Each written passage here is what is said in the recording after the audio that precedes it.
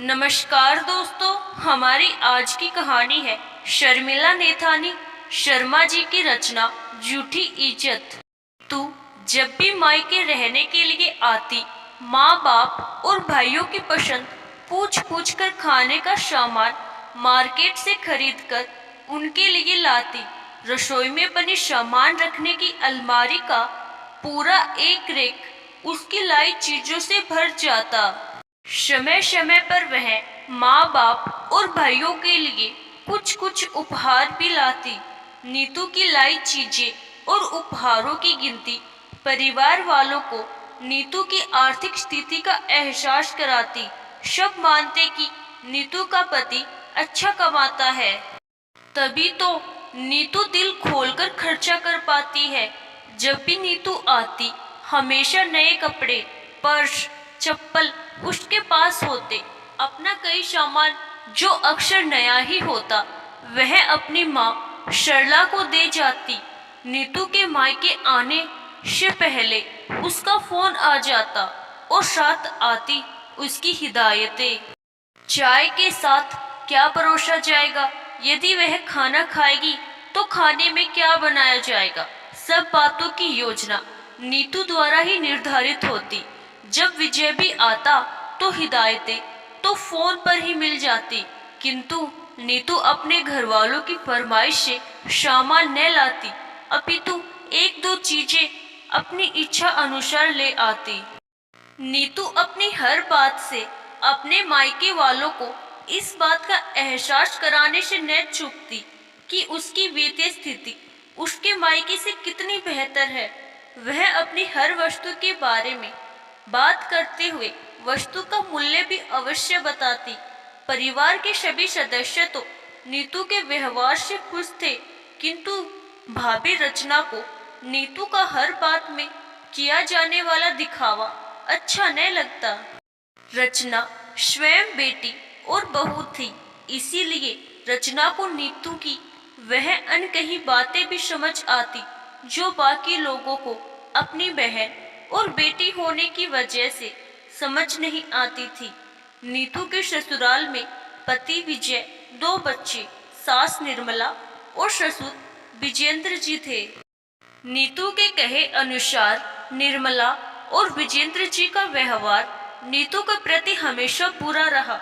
नीतू के अनुसार दोनों स्वभाव से लोभी प्रवृत्ति के थे। दोनों ने उससे विवाह के पश्चात दहेज के लिए काफी ताने सुनाए। नीतू की पहली बेटी जो जन्म के पश्चात ही चल बसी थी, उसका कारण भी उसके सास ससुर का उसकी देखभाल न करना ही था। अपने सास ससुर के लोभी स्वभाव के कारण ही नीतू ने अपनी बेटी के होने के बाद ननिहाल से लाए जाने वाले उपहारों के बारे में एक एक हिदायत माँ को फोन में दे दी थी।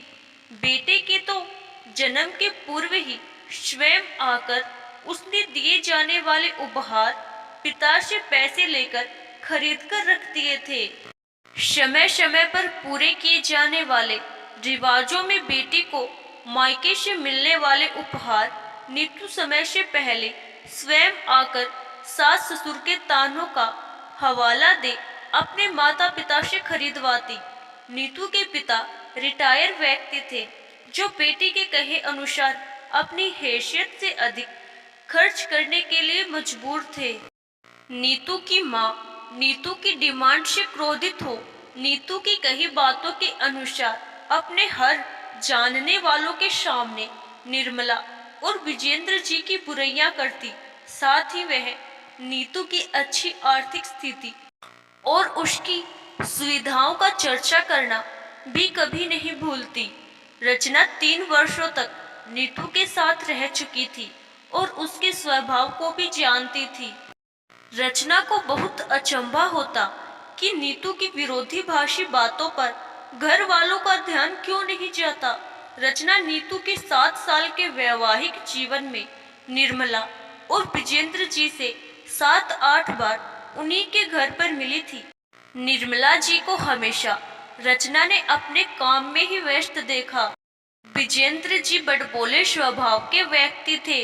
नीतू से बात करते हुए रचना ने उन्हें कभी नहीं देखा, अपितु उसने महसूस किया कि विजेंद्र जी निर्मला या विजय के माध्यम से ही नीतू से बात करते। वित्तीय स्थिति जरूर रचना को उनके घर से अच्छी महसूस हुई थी, लेकिन इतनी अच्छी नहीं जितना नीतू के द्वारा दर्शाई जाती थी। नीतू के बेटे के जनेऊ संस्कार में पहली रात होने वाली पूजा में बांधे जाने वाले सिक्कों को जब रचना नीतू के कमरे में बैठकर कपड़े में बांध रही थी, उस समय विजय की बड़ी बहन रेखा ने कपड़ों का ढेर नीतू के पलंग पर डाल दिया और वही पलंग पर बैठकर कपड़ों को तय करने लगी। रचना ने मुस्कुराकर रेखा को देखा।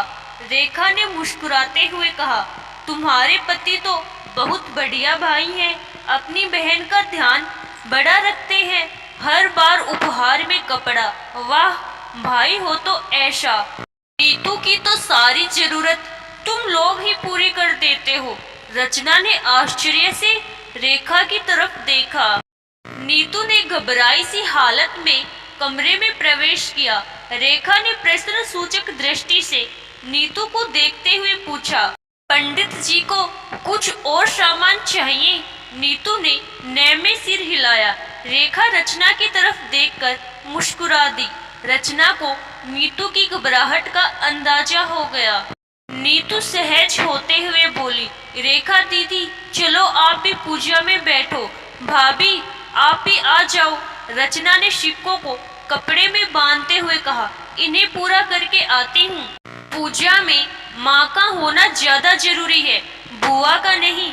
नीतू कुछ कह पाती कि विजय ने उसे आवाज दी और मजबूरी में उसे पूजा वाले कमरे में जाना पड़ा।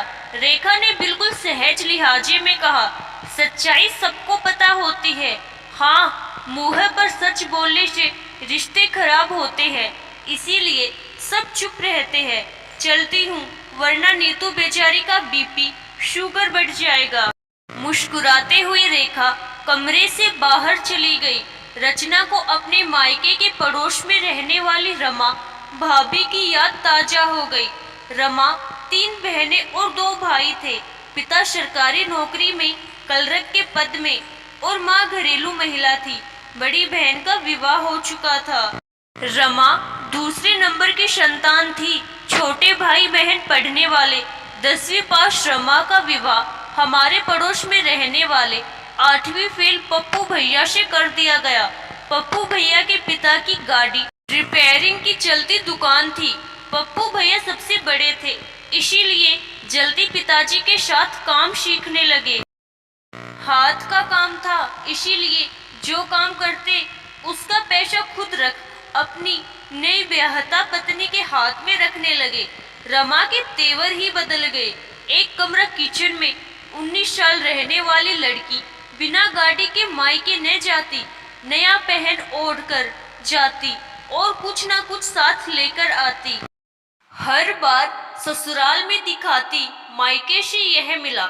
जिस बाप ने एक लड़की बिना गहनों के एक अलमारी और पलंग के साथ ब्याह दी हो, वह और 3 बच्चों की परवरिश करने वाला बाप विवाह के बाद इतनी उपहार क्यों और कहां से ला कर देगा? सच्चाई सब जानते थे, केवल बोलने वाली रमा के अलावा। रचना को नीतू का भी वही हाल नजर आया। नीतू भी उन जैसी अनेकों लड़कियों में शामिल थी जो अपनी झूठी इज्जत के लिए अपने लाए सम्मान से अपने मायके वालों पर अपने ससुराल का रोब डालना चाहती है और ससुराल में पति के पैसों से खरीदे सामान को मायके से मिला बताकर ससुराल में अपना रुतबा बढ़ाना चाहती हैं। ससुराल में केवल अपनी स्थिति मजबूत रखने के लिए ऐसा स्वभाव रखने वाली लड़कियां कई बार ससुराल वालों का डर दिखाकर अपने माता पिता से जबरदस्ती उपहार के लिए दबाव बनाने से भी बाज नहीं आती। रचना को लगा इस तरह के स्वभाव की लड़कियां अपनी झूठी इज्जत बनाने के लिए जो खेल अपने मायके और ससुराल वालों के साथ खेलती हैं, असलियत में वह दोनों तरफ अपनी स्थिति हाशिए पर बना डालती हैं। कई लड़कियां ससुराल में अपना रोब दिखाने के लिए अपने माँ बाप की आर्थिक स्थिति को नजरअंदाज कर उनसे उपहार की मांग कर, जहां माँ बाप के लिए आर्थिक मुश्किलें खड़ी करती हैं, वहीं अपने भाई भाभी की नजरों में अपनी इज्जत खो देती हैं। ससुराल वाले जिनके साथ उन्हें जीवन भर रहना होता है, वह लोग विवाह पूर्व और विवाह के दौरान लड़की वालों की आर्थिक स्थिति को समझ चुके होते हैं। विवाह के उपरांत लड़की का इस तरह का व्यवहार ससुराल वालों की नजरों में एक झूठ बोलने वाली बड़बोली औरत का रूप ले लेता है, जिस पर वह फिर उम्र भर विश्वास नहीं कर पाते। रचना को रेखा की बात 100% सही लगी कि सच्चाई सबको पता होती है। झूठी इज्जत का बोझ केवल नीतू जैसी लड़कियां खुद ही ताउम्र ढोती रहती हैं। आशा करती हूँ दोस्तों आपको हमारी आज की कहानी जरूर पसंद आई होगी। धन्यवाद।